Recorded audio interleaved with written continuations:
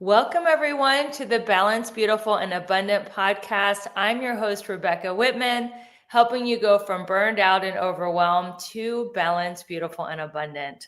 We're so happy you're here. We have a wonderful guest today. Welcome to the show, Kevin McLemore. All right. How you doing, Miss Becca? How are you doing? I am doing great. I had such a great time on your podcast talking with Kevin and Son that I had to continue the conversation and have you on my podcast. So I'm really excited to share you with my audience. Let me tell them a little bit about your background. So Kevin McLemore is vice president and co-founder of RMK Productions and the 10 United Podcast Network. He creates avenues where human perspectives can be shared on all media platforms. He is a proud father and husband, a master storyteller, and a speaker, and he teaches all about choices that can change your life. He went from being illiterate in college to being a multiple best-selling author, and he is a songwriter and the host of the Talking with Kevin and Son podcast. So, Kevin, tell us your story. How did you become who you are today? Well, believe it or not, I have to thank Leroy McLemore and Norma Jean McLemore, my parents, because without them, there would be no Kevin. But we all go through different things in our lives that defined us, either where we are or where we're headed or where we want to be. And my life was defined early on. I was in the third grade and got up and one morning on my way to school, had breakfast with my family, came back that afternoon, and my life changed. My mother and father had decided to separate. My mother relocated to Beverly Hills 90120 from Dayton, Ohio to California. My father had custody of my brothers and sisters and I. He systematically created a different relationship with his life outside of work, and I ended up being raised by my parents. And early on, I had to make decisions on how I wanted my life to be, long before I had a life of my own. And I said, as soon as I gained control of what my life was going to be, I was going to make my life exactly what it is today. And I always talk about the power of your words. We speak things in existence. I believe every single one of us, we all have original stories, but our stories are not original. We have all gone through some stuff and we've all made decisions or choices that either put us where we are right now or put us in the situation that we need to make some changes in our life. And fortunately for me, Coach Russo, my freshman high school coach, painted a picture for me that was in full living color, 1080 DP, and allowed me to have life through sports, to have the life that I have now. And now that I understand the power of my words and the message that I have, I spend my life every single day connecting good people with other good people. And somehow I seem to make dreams come true. So that's my story. Well, we have a lot in common. I didn't grow up playing high school football, but I played tennis and I learned a lot of discipline through that sport. We're both from Ohio. As I told you, I recently moved back from LA, not quite 90210, but the west side of LA back to Ohio. And I have been enjoying your book about everything that I learned in life. I learned through high school football. Give the audience the exact title because you guys will love this book. What is it called?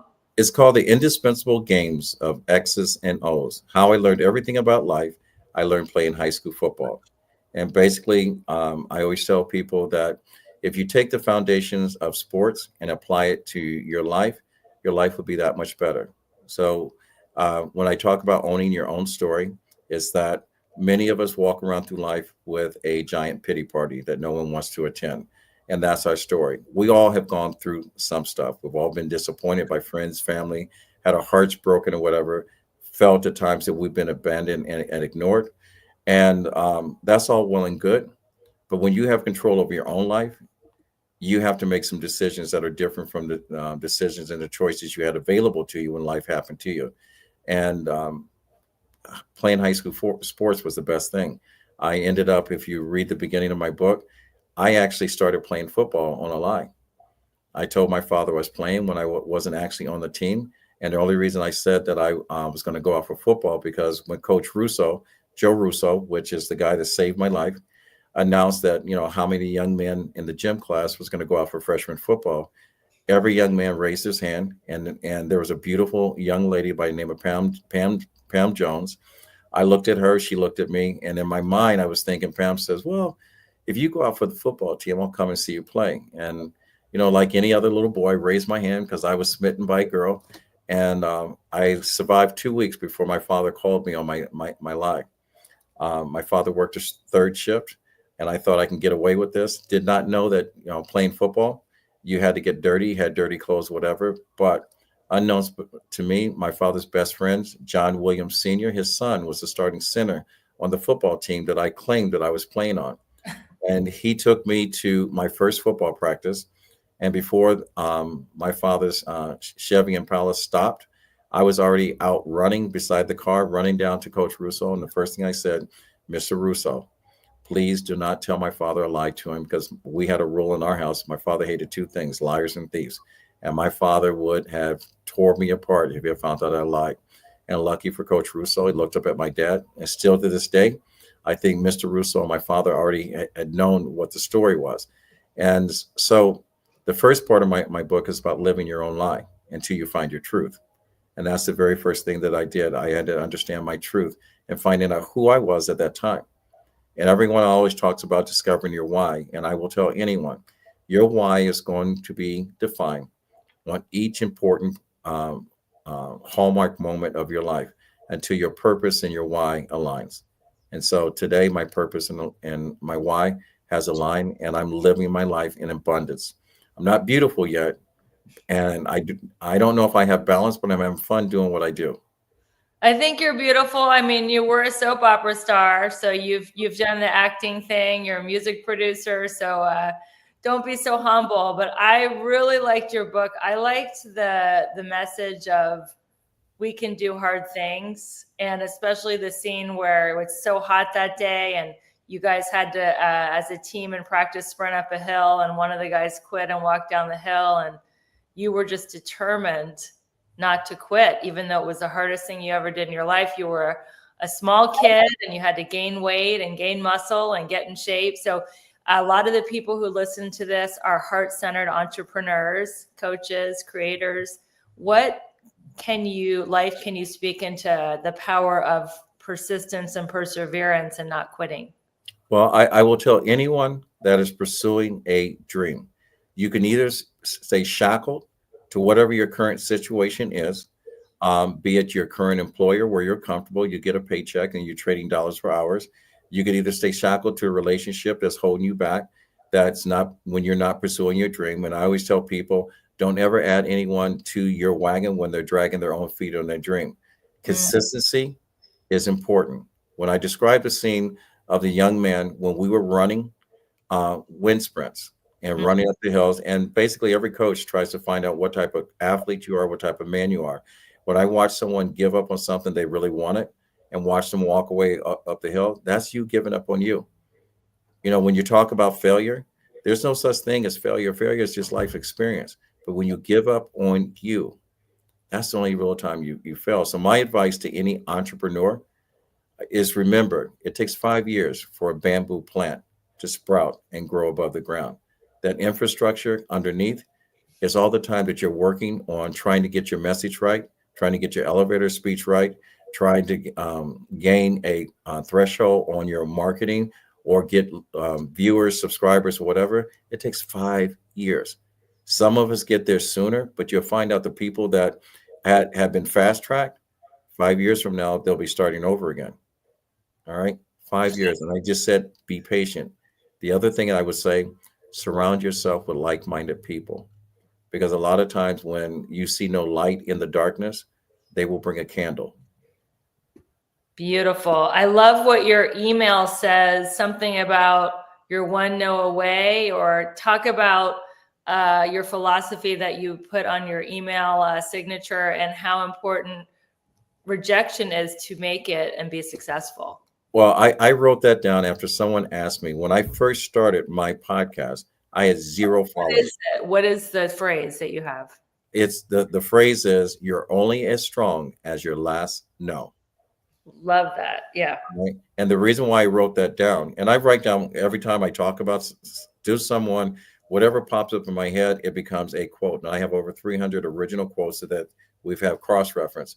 And that conversation was basically when someone asked me, how did I get Dave Sanderson to be on my podcast? This is a young man that was responsible for rescuing the people when that plane went down in the East River in New York. They made a movie Scully off of it. And I said, simply, I asked. I said, you're only as strong as your last no. All right. So as long as you're getting yes, and someone's going to say no to you, someone's going to break your heart. But you also got to remember that every storm, there's a sunny day coming right behind it. So celebrate the sunshine. That's all I do. I love that. Well, let's talk about an acronym for HOPE, and that describes your philosophy. What does HOPE stand for in your world? Well, I'm going to have to peel back another page of my life, eighth grade. Mrs. Nerney, my third grade teacher, asked the class, how do you want to be remembered? And at 8 years old, I said, I just want to make sure that I make a difference in someone's life. I just want to help other people every day. And it took me until I found out what my purpose was, that the acronym for helping other people every day was HOPE. And that's what I created. And that's what I created the foundation of my podcast, is providing opportunities. Still to this day, before when you and I met, there were 6 people that had been guests on my podcast. That 6 strangers had granted them their one life wish. Since this past weekend, I now have 7. I have a young man. He is a co-host for Steve Harvey's show. He's living with sickle cell. We are trying to raise money to build a center like St. Jude's in order for sickle cell patients to get the proper medical care. A young man out of Houston, Texas, this weekend donated 35 acres of prime real estate in order for him to build that facility. And so right now we're working on a cruise to raise $5 million in order for him to start that and work on the eradication of sickle cell anemia. Amazing. So just to reiterate, if you're driving or working out, what does HOPE stand for? Helping other people every day. Amazing. We are going to cut to a quick commercial break. When we come back, we're going to talk about how Kevin has found so much meaning and purpose in being a master connector. We'll be right back. Welcome back, everyone. We are talking to Kevin McLemore. He's a master connector. He just talked about how 6 people on the show have said what their wildest dream was, and he's made it come true through his connections and his network. What is it about being a connector that is so exciting, and why is it so important to you to help people manifest their dreams? I don't know if there's a secret, but I do have what they call, we all have a circle of friends that are in our life. Many times the friends that we have in our life, normally they're there for a reason. And a lot of that reason is what you can do for them. But if you look at your hands, you have 5 fingers on each hand. The real people that are in your life show up in your life in order to pour into you. They want nothing else other than to see you do well. I happen to be the right hand or left hand to many of the friends that I have. I have a group of friends that when asked, we deliver without any questions. And those are people that we say we ride and die for. That circle of friends keeps expanding every single time we get introduced to another layer. I only surround myself, and you'll hear this quote, surround yourself with high valued people. I only surround myself with people that have a high call to action. We say yes rather than no. The only thing that we have as a rule is that we don't do anything that's going to hurt anybody. And that's how you do it. You surround people, and what happens is good people want to bring other good people within the circle. And when you're doing things to make a difference in life, we are always pouring into someone's cup. We're never releasing the valve out the bottom and pulling something out. And when your cup is overflowing, the whole purpose of having a saucer is to catch the overflow.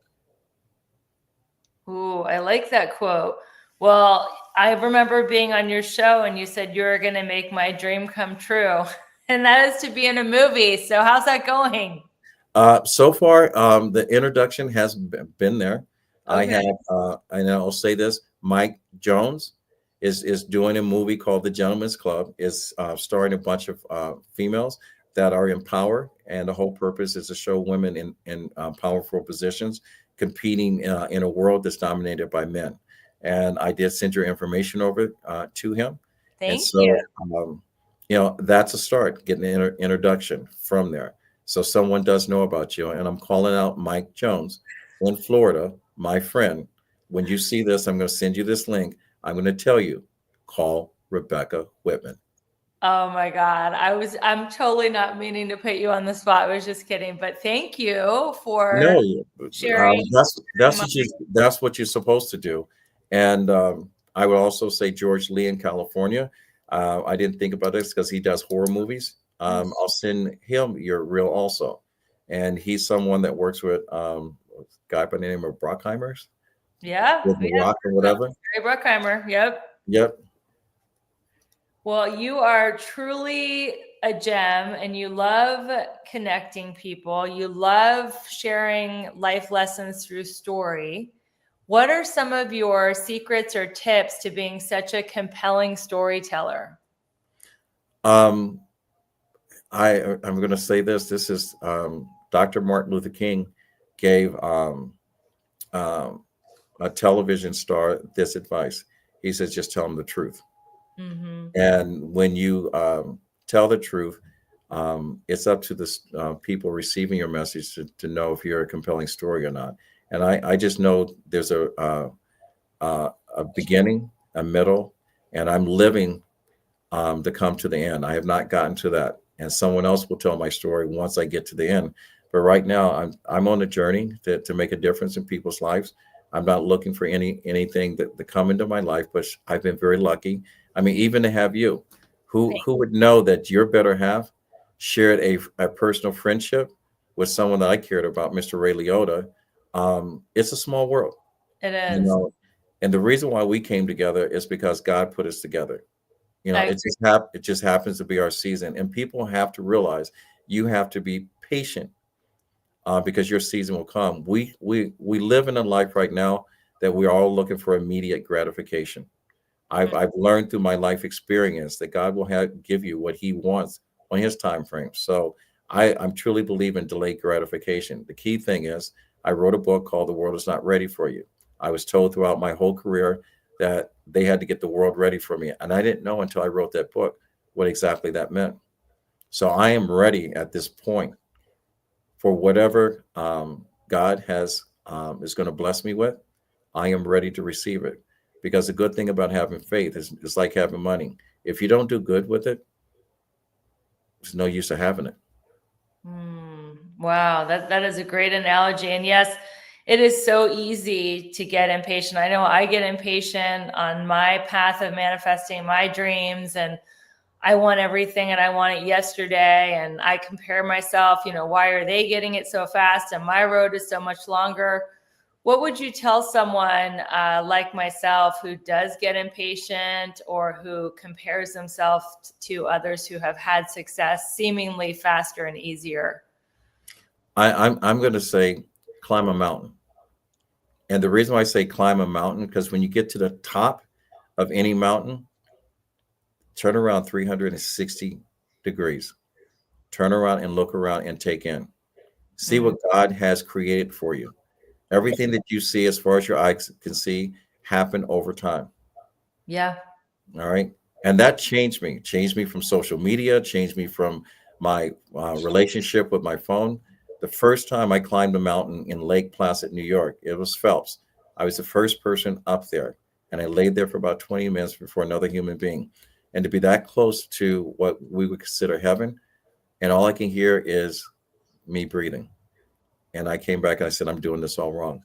I can care less who followed me. And like I said, when I interviewed you, I only want people that's going to follow me or subscribe that want to help someone else. If you're just doing for the number, I don't care how big the number. I look for quality in people versus quantity. And I would say to anyone else, go to some place that you're totally disconnected from social media and discover who you are and what's really in your heart. When you find out what you desire most in life, there's fewer questions and a lot more answers to what you should be doing. should be and what you should be doing. We're all chasing someone else's dreams until reality comes in and says, this is what you need to do. And sometimes we in this life, living the life that we never lived. And that's not going to be my story. That And is that's so not going to be your story. No, it's not. That's so profound. So I heard that from one of my favorite spiritual teachers, Michael Beckwith, that transformation is more of a subtraction, not an addition. And you're saying that basically in your last answer, that life got simpler, answers got clearer. You're not about the likes or the comments. You're just focused on your purpose. Can you speak into that about how your life got simpler, and also a double question? And how did that change the relationship with your phone? Life getting simpler. Well, one, the simple part of life, it says, why am I doing everything else that everyone else is doing? Throughout my whole life, I've been created a space in this world that was special. So me trying to, with my team, get as many likes and many followers and be the number one podcast. And I'm saying, something, I can care less about being number two. If I have 3 people that listen to my podcast, I make a difference in 3 people's life. I can care less if a million people listen and did nothing with their life. All right. When I talk about simplifying everything, I realized when I read the book Hooked, and I realized there was a system in play that has pre-programmed each and every last one of us in order to be consumers for the rest of our life. You go to any gym in the busiest time, and you'll see if there's 7 benches in the free weight room, 6 of them occupied by people that are searching their social media, and only 1 person is training there. All right. You can't watch an adult walk across the street without looking down at their phone.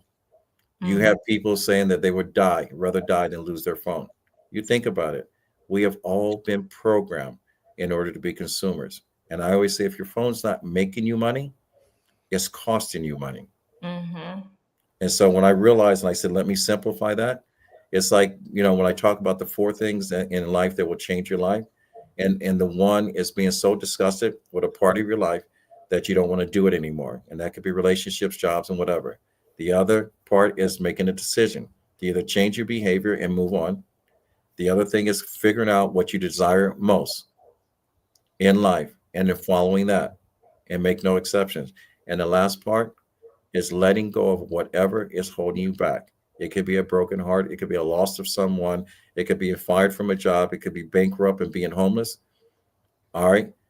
Once you've made those decisions and you free yourself of all the things that's holding you back, you have no other opportunity but to live your life, and you live your life on your own terms. I don't care what people think. I let them. You don't have to like me. You don't have to love me. That's your problem. It's not mine. It's not ever going to stop me. All right. Let them be whatever you are. So I love these. So these are the 4 steps to getting everything you want. The first one, I wrote these down. And if you're listening, write these down. Being disgusted with where you are. You have to be at a point in life you're just not going to live anymore. Live this life anymore. If your job is pressing you and you show up every day for a paycheck, but they treat you wrong and don't respect you, get another job. Okay. And that's where the decisions come in.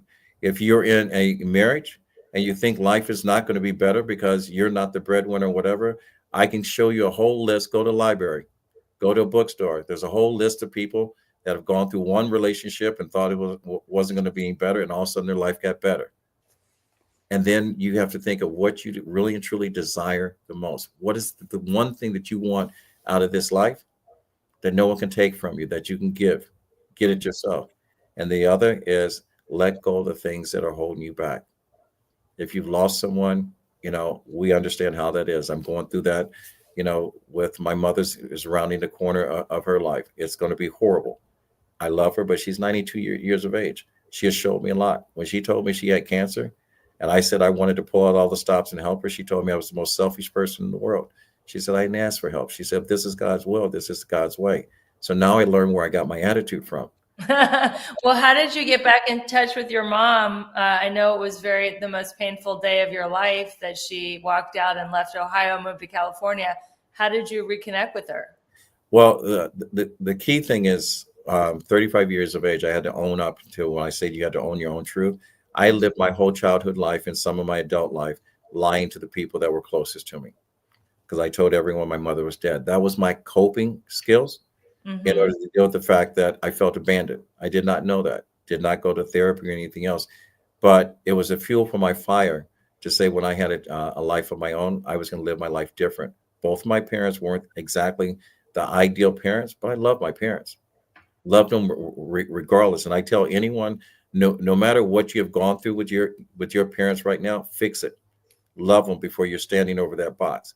And when my father died 15 years ago, I realized that my kids had every right to know their grandmother.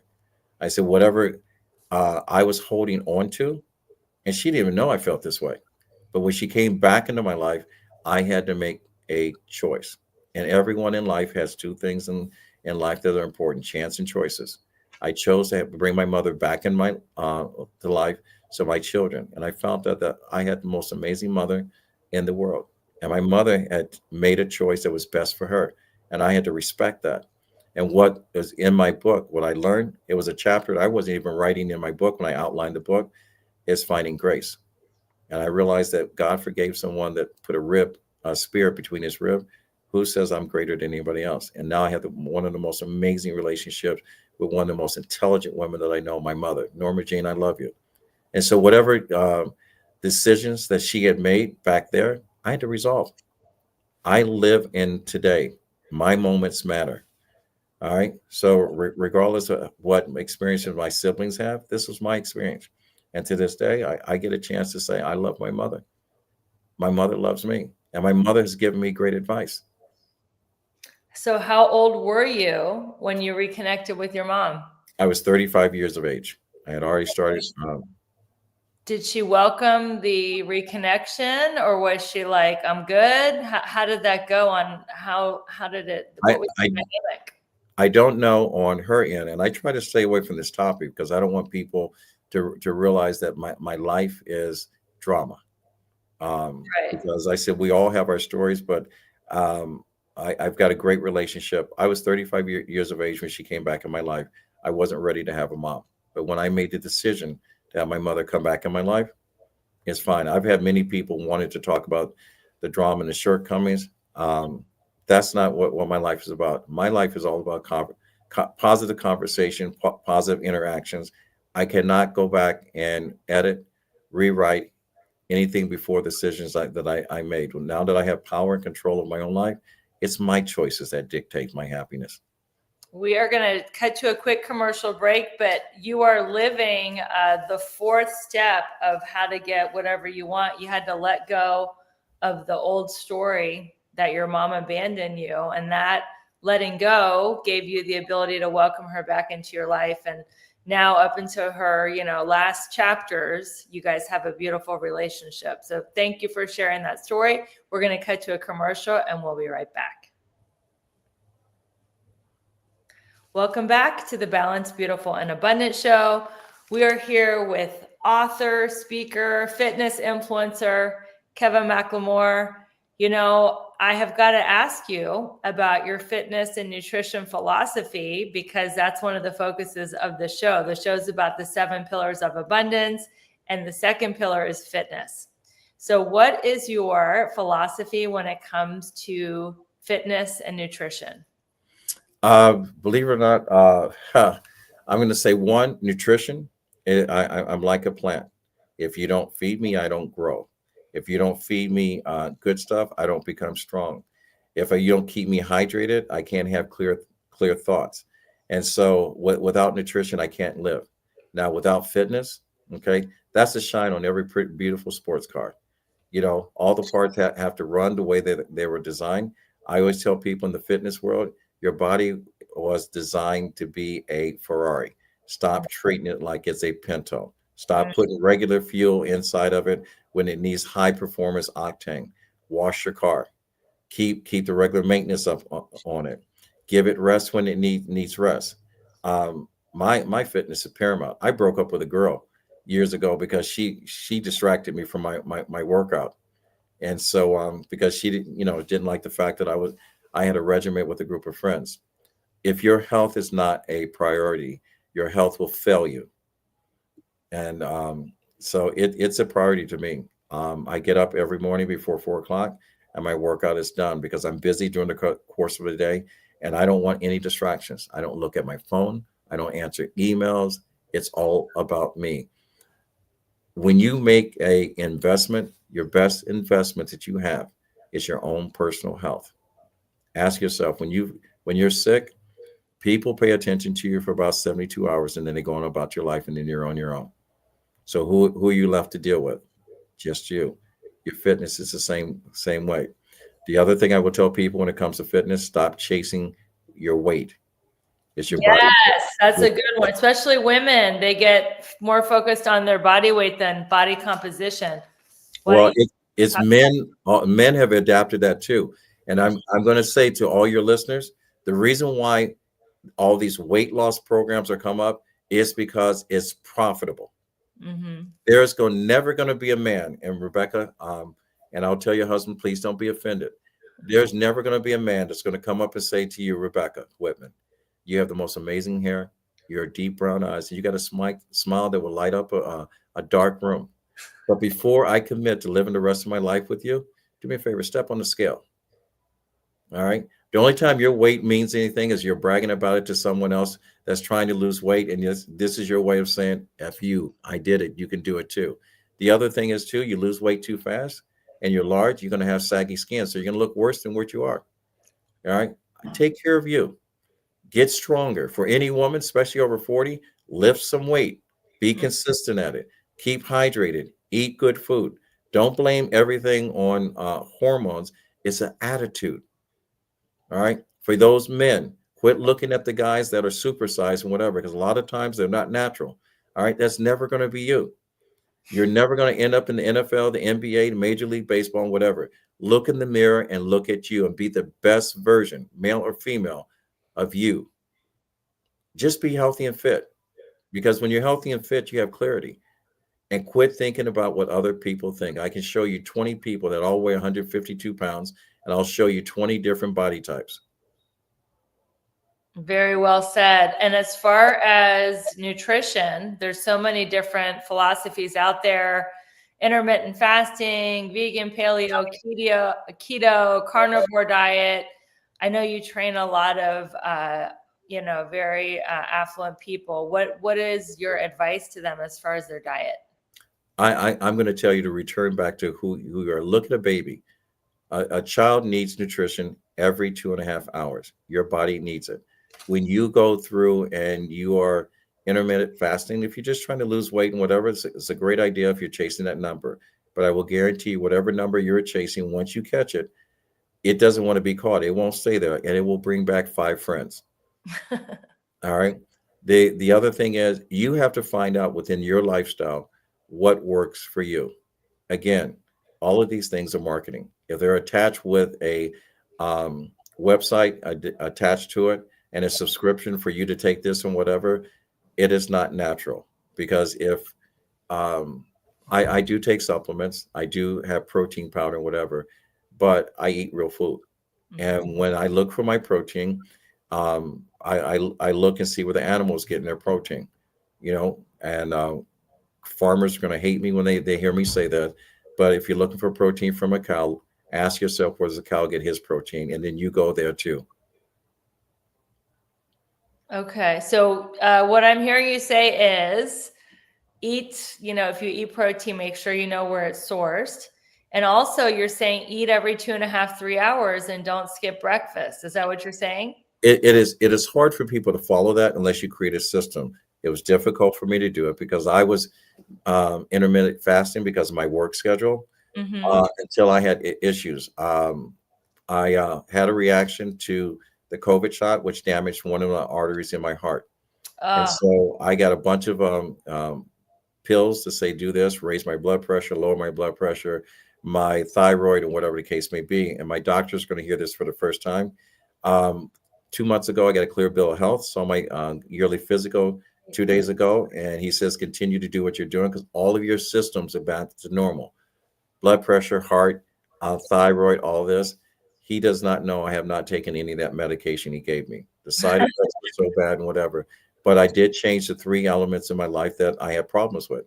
One, I wasn't staying hydrated because of the demand of my schedule. I was doing 8 to 12 workouts without a break during the course of a day. The other, I was only functioning, and I've been doing this since I was 14, on 3.5 hours of sleep. So now I get 6.5 hours of sleep. The other thing, I had to manage my stress. I was going through something in my personal relationship, and because it wasn't being resolved, I finally woke up one day and said, "Look, it's not going to kill me. F it. If this is a choice that you're going to make, there are other people in life that would appreciate something like me." So I had to let those things go. I had to practice one of those pillars to resolve those issues. When I give people advice, especially when I'm training them, it's like, let's find out where your secret is to your fitness, and then we'll put an exclamation point on the things that you need. Exercise, like everything else, is trial and error. Some people can't eat every 2 hours, but you can pack lunch. If you own a business, if you want to be productive, every week bring in a fruit basket, bring in a nut basket or cheese, because people that are hungry don't work well. People that are well fed and hydrated and whatever, they perform like, world class athletes. So you think about that. So I won't subscribe to one particular diet other than eat a balanced meal. If Mm. you're burning a lot of calories, then you're going to need more calories in, but don't work with a deficit. Most of my clients probably consume between 15 to 2,000 calories more to lose weight, because most people are undernourished. Most people eat items, they don't eat food. Mm. If you eat the right foods, you can eat more. I love that. Well, You're exactly right. let's switch topics, because I know you said a relationship was causing you stress. You've actually written a book called Dating with a Full Deck. So, what have you learned about dating in midlife that you discuss in your book? Well, I am the most unsuccessful dater in my book. And what I realized when I wrote that book, I had to take ownership of why my first marriage failed. Mm. Instead of blaming her and whatever, I had to look at where I fell short. And I dedicated the book to my ex-wife. And I basically said, if I had learned what I have written in the book, I would have probably still be married, if she was also open to learning that. And relationships takes works. We live in a convenient society. It's too easy to get married. It's too easy to get out of marriage. Our parents and whatever, they work through all the stuff that we call deal breakers. And I will tell you, deal breakers, unless you're in a physically abusive relationship, mentally abusive relationship, relationships takes work. When you marry a person and you're true to your faith, you work through some stuff. The two examples of people that were most successful, that I know, that when I was asked who were successful, had successful marriages, they had lived through infidelity, financial, some verbal and mental abuse, whatever, and they had a happy life. When my grandmother had issues with my father, the one thing she said, "Why am I going to give him up to someone else when I did all the work to make him right?" Good point. She So trained them, as I would say. yeah, so my book, Dating with the Full Deck, is not about finding Mr. or Mrs. Right, or the right one for right now. It's all about my shortcomings and not having a lot of game, because I'm awkward when I like someone. I'm cool as a cucumber when I'm just talking, but when I'm interested, I stutter. I can't get my words together. I say stupid stuff. And I wanted to write something for that one person that says, give me a chance not to screw up the opportunity to have a second date. That's all the book's about. It talks about human behavior, which I study. It talks about the interaction between understanding men and women and our emotions. And it talks about being true to yourself. And in the back of the book, there's cards in it you cut out on your first date. And every single thing that you're going to learn about a person in 6 months and discover if you want to be with them, you're going to learn within an hour and a half on the perfect date. Every conversation. So there's no awkward conversation. There's questions in there to be asked and answered. And if you're honest with yourself and honest with the person, it's nothing but laughter, and you want to see that person again. That's all the book's designed to. There's two joker cards in there.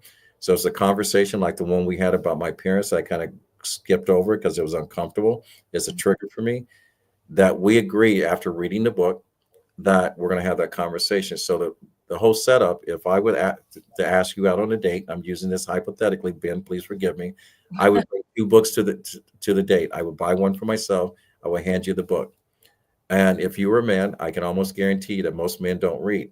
But because you're so beautiful and wonderful, the night before the date, I'm going to read the beginning of the book, at least 2 chapters, and the end of the book. And I've written the end of the book so compelling that you'll have to go back and says, let me read a couple more chapters. And you'll come back and you realize what the book is all about. It's being honest right out the front, because we're all either in a relationship we're too much of a coward to get out of. All right. We're all too damaged from past relationships. We won't give a good thing a chance to be a good thing. Or we're in a situation where we can't get out of our own way. Or we're married to someone and we're in love with someone else. You know, how many times, and I wrote a song about being in love with your best friend, and you stay in there because you're too afraid to tell your best friend that you love her and this is your soulmate, but you stay in this relationship just because you feel stuck. Or you can be happily married to your soulmate. You can be happily married to your soulmate, but how you become happily married is that you take your soulmate as they are and stop trying to make them something that they're not, because they're going to have their shortcomings. And you got to say, today, let me deal with what I have today and look at tomorrow. Because if you count your blessings, your life is living with abundance, and we keep looking for the next best thing someplace else. I call that the BBD, bigger, better deal syndrome. Yep. So give us, I know I want people to go get the book, but give us a couple of these juicy questions to ask on the first date. Well, the first thing that I ask is a joke, is that would you rather be 400 pounds or $400,000 in debt? Ooh, that's an easy one for me. And what would your answer be? What do you think? I am not going to. I asked you the question. You're supposed to ask it. I would rather be 400,000 in debt. Okay, and why is that? Because debt can actually help you make money. I mean, having a beautiful house that you could owe 400,000 on it, it could be worth more than that, either today or in the future. So All right. sometimes it takes money to make money. And the translation of that in my mindset is telling your partner where your priorities are. If your health is your number one priority, and you know, and go from there, you know, a person, if they don't take care of themselves, they won't take care of you. Every single person has ever been 400,000 in debt, and I know someone personally, and he died a multi-million-dollar after being 400,000 in debt. He was actually $400 million in debt, and he ended up thriving. But his family stuck with him. All right. The other is this is a funny one. If you were in a boat with your favorite pet, could be a dog or a cat, and you were just on a date with this person, and the boat capsized, and you were the only one of the three of you that could swim, and you only had one attempt to save one of them, which one would you save, your pet or that male or female in the boat? My pet. You'll save the pet? Oh yeah. I'm like, dogs are my religion. I'm obsessed with my dogs at all times. They're the glue that holds my fragile psyche together. Okay. So what that's telling me in translation is that I'm going to be part of your life. I have to accept your pets on the same level that I love you. Oh And yeah. if you're not a dog lover and whatever, there's nothing that I'm going to be able to do to persuade you to keep me around if I hate your dog. I had a guy that I was dating, and he was a great catch. He said he hated the sound of my dog's nails on the hardwood floor because it reminded him of his childhood, and he didn't have a good childhood. And that was the end. You know, I'm like, well, if you're with me, you're always going to hear the sound of the pitter patter of dog's feet on a hardwood floor. So it's not going to work out. And I broke up with him. Yeah. So, and that's what I'm saying. Most people, 6 months into the relationship, this is a guy thing. We can only create that persona that we're the perfect guy for you and hold it off for 6 months. After 6 months, we leave the toilet seat up. We can't. We forget to put the cap on the thing. We stop calling you. We, you know, at the times of saying how wonderful you are, we forget that. We make plans that we never commit and whatever. And women do it the same thing. Walk into some women's house and the house is immaculate. You turn around and open up a closet door. Everything that she had, she knows that she's a pig. You know, he knows that he won't clean up the bathroom afterwards. I'll tell you, I'll wash dishes, but I hate washing the toilet. I'd rather hire someone to do it. But that gives you an idea of what you can live with, because we all have our shortcomings and none of us are perfect. If we keep looking for perfections in relationships, I'll keep writing books, because books are romantic books are written for profit. That's the reason why they become bestsellers. Yeah, absolutely. Well, I could talk to you all day about all the things, fitness, relationships, success. And I know my listeners are going to want to stay in touch with you. You have so much wisdom to share. How can people find your books? How can they find you online and stay in touch with you? The books are very easy. They're on Amazon.com. Um, Sprinkles, The True Spirit of Christmas was the first book that I have. It's being actually set up to be a feature film. It's all about kindness, has nothing to do with Christmas, so I apologize. The second book is Indispensable Games of X's and O's, How I Learned Everything About Life I Learned Playing High School Football. The third book is Dating with a Full Deck. We just talked about that. The last book is talked about balance in life and knowing your own story, is The World Is Not Ready for You. I wrote that book after losing my baby sister at 42 years of age prematurely 2 years ago. So they're deep books, and I'm working on my fifth book, and it's all about stop selling and just care. And so that's about it. And how to get in touch with me is through www.rmkproductions.org. Just fill out the information from there. I would give you my personal email address, and the only reason I'm not giving that is because I want to get to know you before I give out my personal email address. But just reach out to me, and you can find all my videos and everything from the two podcasts I have: Motivational Sundays with Kevin and Friends, and Talking with Kevin and Son. They're on our YouTube page under RMK Productions and Network on our YouTube, or any place else you can get your podcast. And you're on there too. We interviewed you. Yay, you can hear my podcast interview as well. So everyone, thank you so much for being a part of this community. We're all about achieving success and being high vibe without the burnout and the overwhelm. And my mission is to give you tips, tools, and strategies to do that. And I know Kevin gave you so many today.